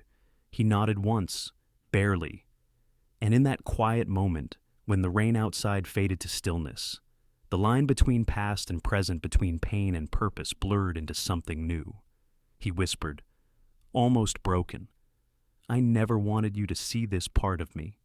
Clara answered simply, you don't have to hide from me anymore. For a long time after that night, the office stayed silent. The kind of silence that doesn't just fill a room, it weighs on it. Rain streaked down the glass walls of Caldwell Tower, blurring the city lights below. Inside, two people sat on opposite sides of a truth that had nearly broken them both. Ethan Caldwell hadn't spoken for what felt like hours. He just stared at the evidence, the forged signatures, the ghostly records, the betrayal hiding behind Nathan Cole's polished smile. Every file was a wound reopened, every number a reminder that the past he had tried so hard to bury had found its way back to him. And through it all, Clara Jensen stayed, quiet, present, not out of duty anymore, but something steadier, loyalty born of care. When Ethan finally looked up, his eyes were tired but clear. We'll need to verify every document, he said softly. Clara nodded. I've already started. Those 4 words marked the beginning of something new, not just an investigation, but an alliance. One built not on hierarchy or obligation, but on trust. The next evening, the executive floor was almost empty. Only their 2 offices glowed rectangles of warm light, suspended in the glass tower above Manhattan. The city hummed below, indifferent to the quiet war being planned inside. Stacks of files covered the desk between them. Coffee cups had long gone cold. A faint jazz tune played from Clara's small speaker, soft, unobtrusive, like a heartbeat in the background. Ethan leaned over the papers, tracing his finger down columns of numbers. These transfers see how they loop through offshore accounts before landing back under a new project name. Clara nodded, flipping open another folder. And look at this, she said, pointing to a line of text. Same code, Phoenix Phase 3. He's continuing what started 5 years ago, just under different divisions. He frowned, jaw tightening. How could I not see this? Clara shook her head gently. You weren't supposed to. He knew how to hide it, how to use your own trust as a shield. Ethan's gaze lingered on her, a flicker of gratitude softening the edges of exhaustion. Seems you're the only one I can trust now. She smiled faintly. You always could. You just didn't know it. The words landed softly, but they carried weight, the quiet bridge between the walls they had both spent years building. Hours passed. The skyline outside faded from silver to black. Somewhere in the distance, a siren wailed and disappeared. Inside, the sound of pens, papers, and keyboard clicks filled the room. The language of 2 people working toward the same impossible goal. At one point, Clara stood to stretch, walking toward the window. Below, the city pulsed with 1,000 tiny lights, people living, loving, unaware that somewhere above them, a truth was being pieced back together. Ethan joined her, standing a careful distance away. You ever think about leaving this city? He asked quietly. She glanced at him, surprised. Sometimes, she admitted, but I always come back. It's exhausting, yes, but it's alive. And I think I'm still trying to prove to myself that I am too. He nodded slowly, his reflection merging with hers in the glass. For me, it used to be about control. Now, I'm not sure what it's about anymore. There was a pause. Then, softly, she said, maybe it's about redemption. He turned to her, his voice low. And what about you? She smiled, the kind that was both tender and tired. Maybe it's about purpose. Their eyes met, not with tension this time, but understanding. It wasn't the closeness of romance, but the quiet recognition that sometimes The strongest connections are born not from need, but from shared resilience. By midnight, the office was littered with empty cups and scattered notes. Clara rubbed her temples, fatigue catching up with her. "Coffee break?" Ethan asked. She looked up and laughed softly. "Now you're speaking my language." He poured from the pot, handing her a mug no sugar, just how she liked it. As she took it, their fingers brushed, a small, familiar warmth passing between them. Not the kind that demanded anything, just the kind that reminded both of them they weren't alone anymore. They drank in silence, the kind of silence that felt less like absence and more like peace. Ethan leaned back, exhaling. "When I hired you, I thought you were just efficient." Clara smiled. Disappointed, he chuckled softly, the sound rare, quiet, genuine. "On the contrary, you've been unexpected." She looked down, hiding a small smile behind her cup. "Well, life's full of surprises, Mr. Caldwell." "Ethan," he corrected gently. She met his eyes surprised, but not unsettled. "Ethan," she echoed, her voice soft as dusk. The sound of it settled between them like a promise neither dared to name. As the night deepened, so did their focus. They charted timelines, linked documents, traced the financial trail Nathan had hidden with surgical precision. Every new discovery was a thread pulling them closer to the truth and to each other. At 2 a.m. Clara found another connection, a series of dummy accounts linked to shell corporations overseas. She turned the screen toward him. "This," she said, tapping the line. "This is the link we needed." Ethan leaned forward, studying the data, then looked at her, a slow, incredulous smile forming. "You did it." "No," she said quietly. "We did it." For a moment, they both just stared at the screen, exhausted, wired, relieved. The city outside was beginning to fade toward dawn, a faint glow on the horizon. Ethan glanced toward the window. "Sunrise," he murmured. "Guess we worked the night away." Clara smiled, her voice soft. "Some nights are worth losing sleep over." He looked at her, his expression gentle, unguarded. "Clara," he said, almost as if testing the sound of her name in the quiet. "I don't think I've said this before, but thank you." Her gaze met his, steady and kind. "You don't have to." "I do," he said simply, "because somewhere along the way, this stopped being just about the company. It became about trust." And for once, she didn't look away. She just nodded, the faintest smile on her lips. The lights from the city shimmered against the glass.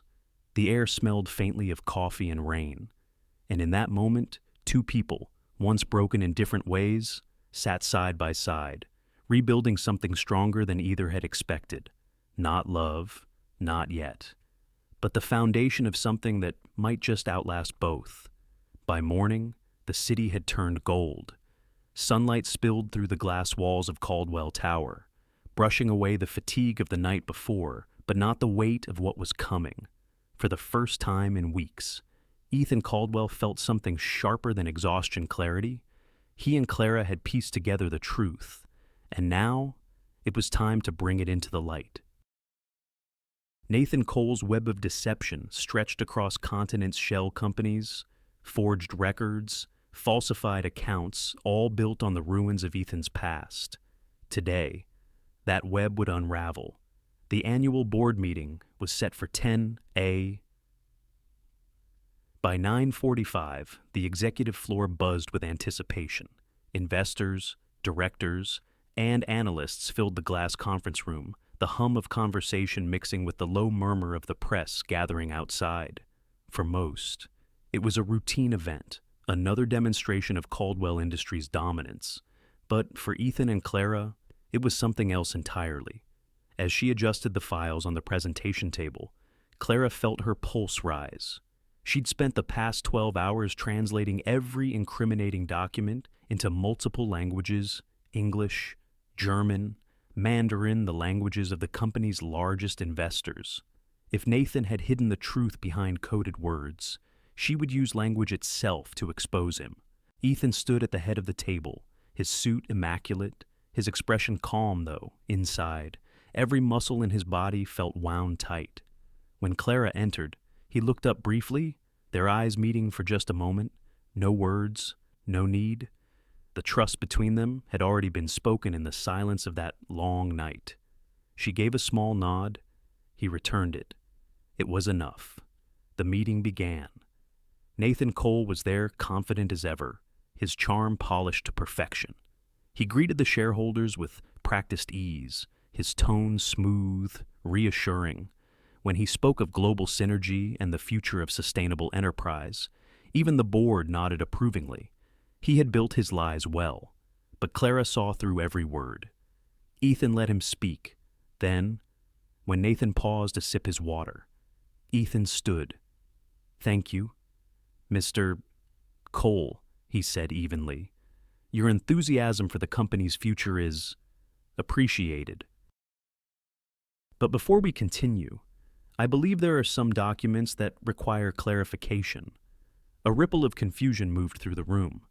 Nathan's smile didn't falter, but his eyes flickered. "Just once." "Of course," he said lightly. "Transparency is the foundation of partnership." Ethan nodded toward Clara. "Miss Jensen, please proceed." Clara stepped forward, the click of her heels sharp against the floor. Her voice, calm and steady, filled the room. "In reviewing Mr. Cole's proposed contracts, I noticed recurring inconsistency-specific terminology traced to a defunct research program called Phoenix, the same program linked to the 2019 Caldwell explosion." The room fell still. Only the faint hum of the projector broke the silence. Nathan leaned back in his chair, laughing softly. "Come now, Miss Jensen. You're an assistant, not an auditor. You may have misunderstood the language of our overseas partners," but Clara pressed a key on her laptop, and the wall screen lit up. 3 documents appeared side by side, one in English, one in German, one in Mandarin, each translation identical, each containing the same forged data trail, his. Her tone sharpened slightly. "I am fluent in all 3 languages. Mr. Cole, there is no misunderstanding." A murmur rippled through the boardroom. Ethan said nothing, his gaze locked on Nathan, unblinking. It was the silence of a man who already knew the truth, waiting only for the world to see it. Clara continued, her rhythm quickening with the intensity of revelation. "These documents trace payments to a series of shell companies all registered under false identities. But when cross-referenced with the original Caldwell records..." She paused, clicking again. The final document appeared an authorization file bearing Ethan Caldwell's signature, time-stamped 3 months after the death of his wife and son. The same forged signature appears here. Gasps filled the room. Cameras clicked from the press box. Nathan's confident smile faltered. "That's ridiculous," he said quickly, his voice rising. "Those records are outdated." "Outdated," Clara cut in, her tone still calm but edged with quiet conviction. "Or carefully buried." The board turned toward Ethan, their eyes full of questions, disbelief, sympathy. Ethan didn't flinch. He took a slow breath, then spoke, his voice steady. Measured. "Mr. Cole," he said, "for 5 years. I believe the Phoenix Project died with my family. You revived it under new names using my company, my trust, and my grief to hide your tracks." Nathan's expression hardened. "Careful. Ethan, accusations like that can ruin reputations." Ethan stepped closer, his tone low. "Then let's test that." He nodded to the security chief standing by the door. A moment later, 2 federal investigators entered, badges flashing in the light. The room erupted gasps, whispers, the click, click, click of camera shutters. Nathan froze. For the first time, his charm vanished. He looked around at the files, the faces, the evidence projected across the glass walls. It was over. One of the agents stepped forward. "Nathan Cole, you're under investigation for fraud, embezzlement, and falsification of federal documents." As they placed a hand on his shoulder, Nathan turned toward Ethan, fury and disbelief twisting across his face. "You think this makes you whole? You think truth brings peace?" Ethan didn't answer. He didn't need to. The silence was answer enough. The doors closed behind them with a hollow echo. The chaos faded slowly. Reporters whispered. The board shifted in their seats, murmuring about audits, legal teams, crisis management. But in the center of it all, Ethan stood still. His eyes found Clara across the room, steady, unshaken, her hand resting lightly on the table. For a long moment, neither moved. Then, with a quiet exhale, he smiled, not the practiced one from business meetings, but something real, soft, grateful, human. In that look was everything he couldn't say aloud. Thank you. For the truth, for staying, for saving more than just the company. Clara returned the smile, small but radiant. Outside, flashbulbs still burst through the glass, capturing the moment the empire had cracked and healed all at once. As the last camera clicked and the noise began to fade, Ethan spoke softly, almost to himself. "Sometimes exposure isn't destruction," he said. "Sometimes it's light." And as he turned toward Clara, that truth lingered between them, a quiet, shared understanding that what they had built together wasn't just survival, it was redemption. By evening, the building had emptied.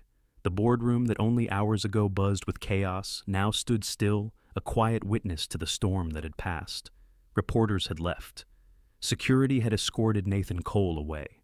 And for the first time in years, Caldwell Tower felt calm. Outside, Manhattan glowed under a pale sunset, soft streaks of gold and gray spilling across the skyline. The storm had broken, and what remained was silence. Not the heavy silence of grief, but the fragile stillness that comes after survival. Ethan Caldwell stood by the window of his office, his reflection ghosted in the glass.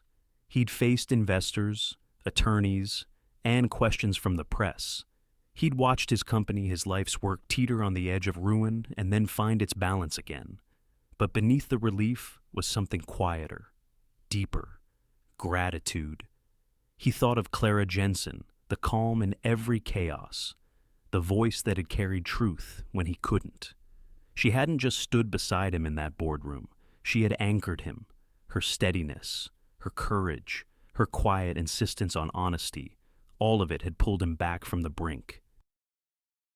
And now, as the office lights dimmed and the city lights took over, he realized he needed to see her, not as her boss, not as the CEO, but as a man who finally understood what it meant to be saved. He found her 2 floors down, in the small operations room where she'd been packing away files from the day's meeting. The soft hum of the printer was the only sound. She didn't notice him at first, her focus still on the task at hand, the quiet rhythm of order after disorder. When she finally looked up, surprise flickered across her face. "Ethan," she said softly. Her voice carried both fatigue and relief. "You should be home. It's been a long day." He smiled faintly. "I could say the same about you." She glanced at the stacks of papers on the desk. "I just wanted to finish clearing the reports before the auditors come tomorrow." "Always the responsible one," he said gently. There was a pause, comfortable, not awkward, the kind that exists between 2 people who have seen each other at their strongest and their most fragile. Ethan stepped closer, his tone quieter now. "I never got to thank you." She looked at him, unsure. For what? He held her gaze steady, unguarded, for seeing what I didn't, for believing what I wouldn't, and for standing by me when I didn't deserve it. She shook her head slightly. "You don't owe me thanks, Ethan. I just did what was right." He smiled again, this time softer, almost wistful. "You did more than that." He paused, the words coming slowly, like a confession he'd been holding on to all day. "You didn't just save the company," he said quietly. "You saved me." The air between them shifted, not heavy, not dramatic, just full of everything that hadn't needed to be said until now. Clara blinked, her eyes glistening faintly. She didn't move, didn't speak, but in her stillness was understanding the kind that comes only when two people have walked through fire and found something unburned on the other side. They stood there in the soft light, the hum of the city faint through the glass. It wasn't a romantic moment, not yet. It was something deeper, something quieter. Two souls, both bruised by life, finally meeting in the middle of what remained. Ethan turned slightly toward the window. After the explosion, he said softly, I told myself feeling was a weakness, that caring only led to pain, so I built walls, systems, routines, anything that would keep me from remembering. He exhaled, his voice low, rough around the edges. But these last few weeks watching you fight for what's right, seeing your strength, it reminded me that feeling isn't the enemy. Fear is. Clara listened quietly, her heart aching not for his pain, but for the years he'd lived inside it. You've carried so much alone, she said gently. Maybe it's time you stopped. He looked at her, then really looked, not as an assistant, not as a subordinate, but as the one person who had stood in the spaces where others had walked away.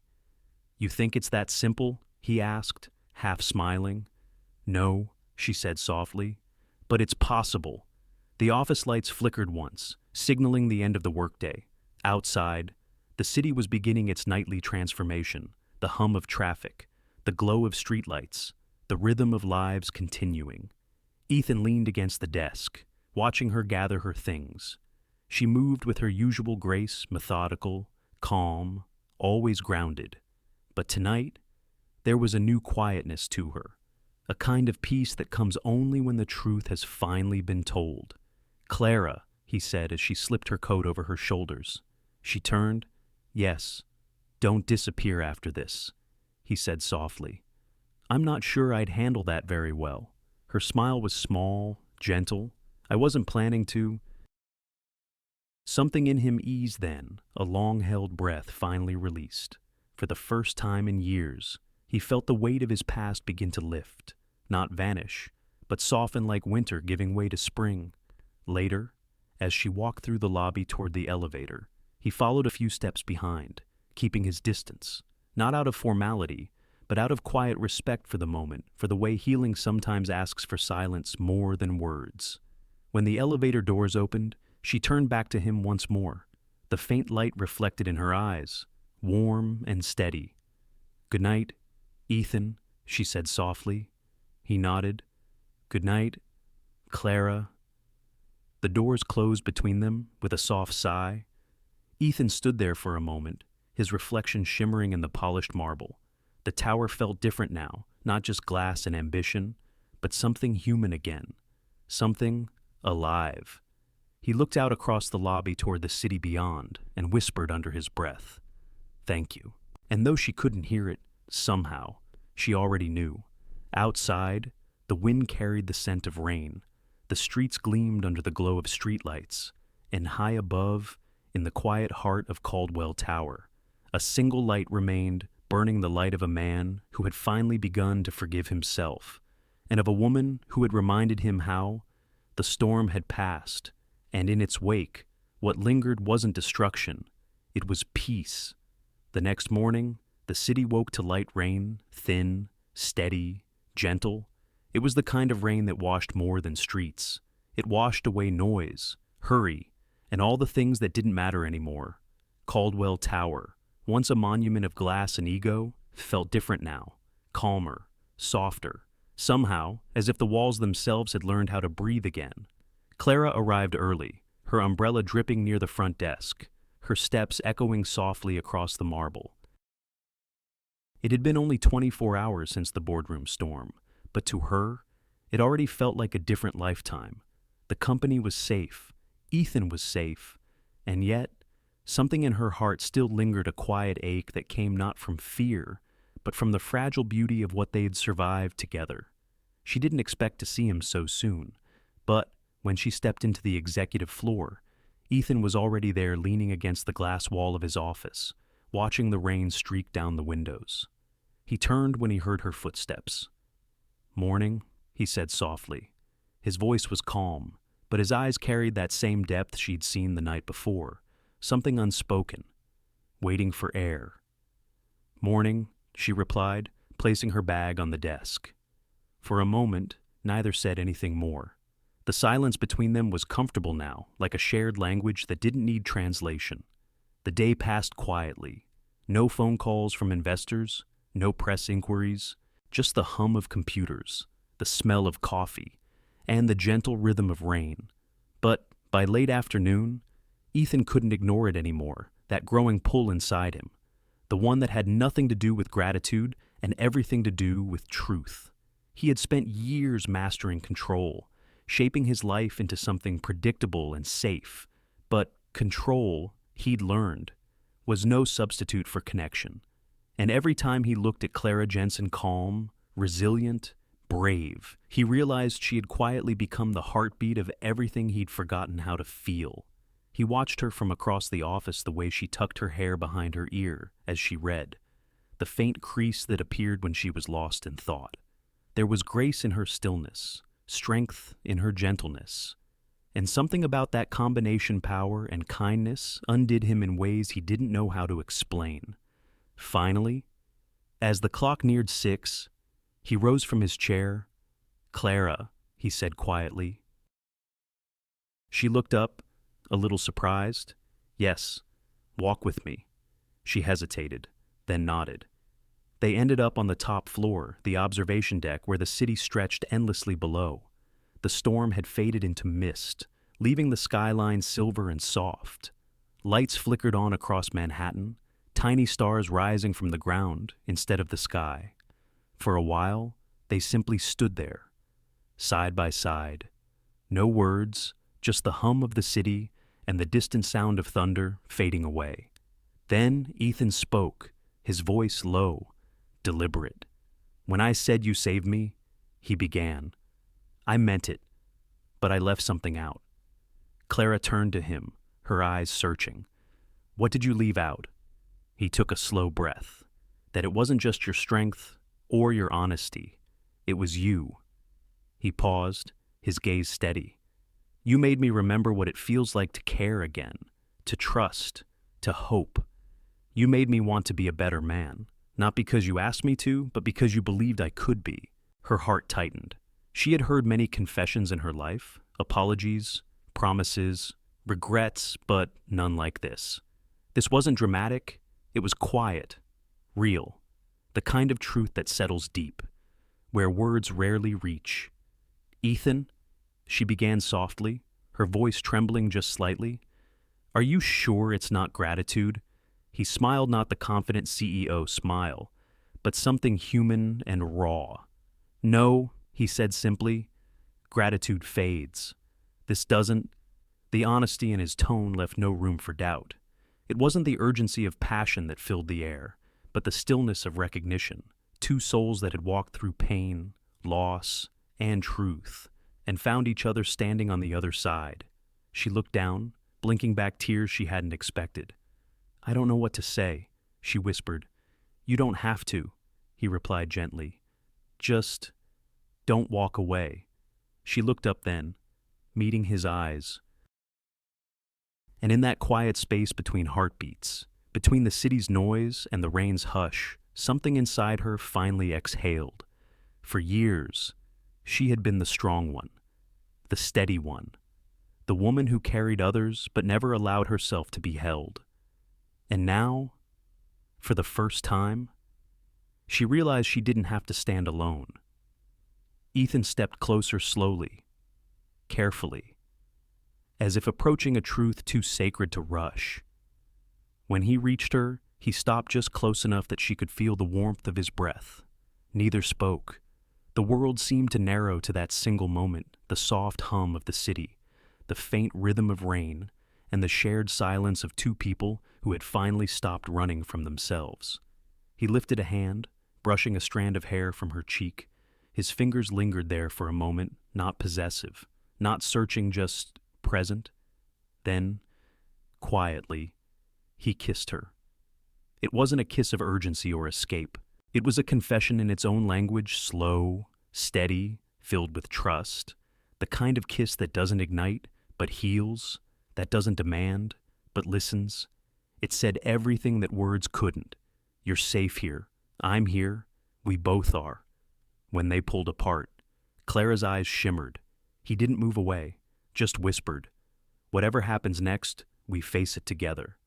She smiled through her tears, her voice soft, certain, together. They stood there a while longer, the lights of New York flickering below, the sky slowly clearing above. In the distance, a faint streak of moonlight cut through the clouds, fragile, but real, and for the first time in years, both of them understood what healing really looked like. It wasn't loud, it wasn't perfect. It was simply this two hearts that had been broken, choosing to beat again. In his office later that night, Ethan looked out across the city, the reflection of the skyline shimmering on the glass. Behind him, on his desk, sat a single coffee mug, her mug forgotten, but warm to the touch. He smiled, quietly, to himself. Somehow, the tower didn't feel so cold anymore, and somewhere deep within, the man who had once stopped feeling finally understood that love, real love, isn't about finding someone to fix you. It's about finding someone who makes you want to heal. A year later, the city looked different. Or maybe it was just that Ethan Caldwell finally saw it differently. Manhattan was still restless, still fast, still full of sound and motion, but to him, it no longer felt like a race he had to win. It felt like a rhythm he could finally breathe with. The tower that once symbolized ambition now carried a softer purpose. The sign on the lobby wall read, "The Caldwell Foundation," in memory of Rachel and Andrew Caldwell. It was the same building, the same glass and steel, but its heartbeat had changed. Ethan stood in his new office on the 38th floor, overlooking the same skyline he once ruled with silence. Now, laughter sometimes echoed through these halls. Children visited with their families, community organizers came with new projects, and the walls were lined with photographs of the lives the foundation had already touched. It had been Clara's idea, all of it. After the board cleared the scandal and the company stabilized, she had quietly placed a folder on his desk. Inside was a proposal, a plan to turn pain into purpose, a foundation that would provide scholarships and safety programs in memory of his wife and son, something that would give meaning to what once only gave sorrow. He had said yes before she even finished her sentence. Now, 12 months later, Clara Jensen was the executive director of that foundation, and she carried the role the same way she carried everything else, with grace, thoughtfulness, and quiet determination. Ethan often watched her from his office, the way she led meetings, the way her laughter softened the sharpness of corporate life, the way she never sought attention, but somehow, people always listened when she spoke. He still handled the larger Caldwell Industries, but this was his heart and hers. Together, they had rebuilt not just a company, but a life worth living. That afternoon, the sky was clear, a rare, windless spring day. The light fell through the tall windows like a blessing, turning the floors golden. Clara entered his office with a file in her hand, smiling. "The last quarter's report," she said. "We've funded 8 new community centers, and the first scholarship recipients start this fall." Ethan took the file but didn't open it. He just looked at her, that quiet, steady warmth in his eyes. "You've done more than I ever could have hoped for." "Clara." She smiled, shaking her head slightly. "We've done it. Ethan, you gave this place a heartbeat again." He leaned back in his chair, the corners of his mouth lifting into that rare, peaceful smile, the kind that came from somewhere deeper than contentment. "I used to think healing meant forgetting," he said, "but I was wrong. It means remembering differently." Clara nodded slowly. "Rachel and Andrew would be proud of you." He paused, his gaze turning toward the light filtering across the window. For a moment, he could almost feel them there, laughter, sunlight, small hands, a woman's gentle voice. The memories no longer hurt the way they used to. They simply were. Part of him, part of the light. He exhaled, soft and steady. "I hope so," he he said quietly. Because I finally am. The hours passed easily that day. Meetings, emails, coffee shared over quiet conversations. Nothing dramatic, nothing earth-shattering, and yet, for both of them, that was the miracle. Peace had become their ordinary. As the sun began to set, Ethan and Clara stood together by the tall window overlooking the Hudson. The sky was painted in soft gold and pink, the kind of evening that felt both alive and eternal. You ever think about how far we've come? Clara asked softly. He glanced at her, his voice low. Every day. She smiled. You've changed. Ethan? He chuckled quietly. I've had good reason to. Good reason, she repeated, her tone teasing but kind. Or good company. He looked at her, then really looked, and the quiet between them said everything that didn't need to be spoken aloud. A year ago, they had stood in this very building as strangers bound by circumstance. Now, they stood as something more, partners, not just in work, but in meaning. The love between them had never been loud. It didn't need to be. It existed in glances, in shared purpose, in the calm that comes when two lives finally find the same rhythm.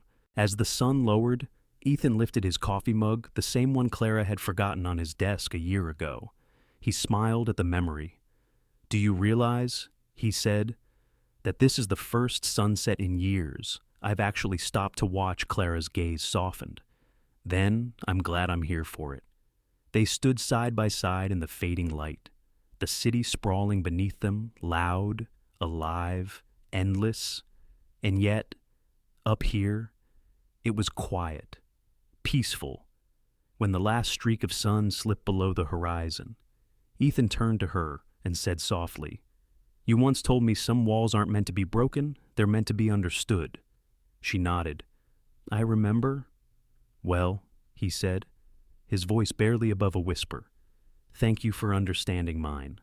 Her hand brushed his, a simple touch, steady, sure, and in that small gesture lived everything they had both fought for: forgiveness, faith, and the freedom to feel again. Later that evening, as the office lights dimmed, the city below shimmered like a living constellation. The Foundation's new banner hung outside the building, catching the night wind for hope, for healing, for tomorrow. Inside, Clara turned to leave, pausing by the door. Ethan was still standing by the window, looking out into the endless lights. She smiled and said quietly, You should get some rest. He glanced back, his eyes warm. Maybe later. For now, I just want to stay here a little longer. She understood, because sometimes peace doesn't shout. It just is. Clara stepped into the elevator, the doors closing with a soft chime. Ethan remained by the glass, his reflection merging with the city beyond. For the first time in 5 years, he didn't see loss when he looked at the night. He saw light, and as the hum of the city wrapped around him, a single thought settled gently in his mind, a truth he had lived to earn. Sometimes, healing doesn't come from time. It comes from someone who dares to care. The next morning, sunlight flooded the tower once more. The city moved forward, so did they. And somewhere in that quiet motion between grief and grace, between endings and beginnings, hope finally came home. What this story reminds us is simple yet powerful. Healing does not always come from time. Sometimes, it comes from the courage to open your heart after it has been broken. Ethan and Clara's journey wasn't about wealth or success. It was about rediscovering trust, learning that even the strongest people can lose their way, and even the most guarded hearts can learn to love again. We all carry invisible scars from the past, losses, regrets, mistakes we wish we could undo. But life keeps offering us small, quiet chances to begin again, a kind word, an honest connection, a person who truly sees us. If we dare to accept them, healing begins not in grand gestures, but in gentle moments of care. Because in the end, it's not power, money, or control that saves us. It's love, patient, forgiving, and brave enough to stay. Thank you for spending this time with us and for letting this story touch your heart. If it reminded you of hope, of kindness, or of the quiet strength that lives in all of us, please take a moment to share it. Click like to let us know you were here. Share this story with someone who might need a little light today. And don't forget to subscribe to our channel for more heartfelt stories. Stories about healing, second chances, and the beauty of being human. Until next time, take care of your heart and keep believing in the power of compassion.